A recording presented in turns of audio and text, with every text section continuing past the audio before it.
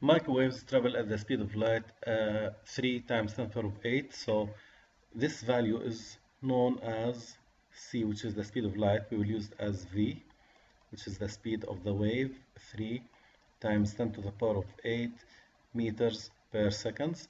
When the frequency of the microwaves is, the frequency is given as 9 times 10 to the power of 9 hertz. What is their wavelength? So we have to find the wavelength for the microwaves. We will use the formula V equals lambda f equals lambda is the unknown and the frequency 9 times 10 to the power of 9.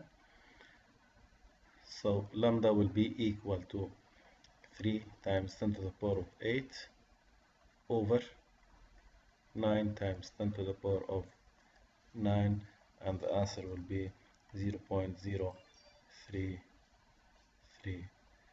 meters.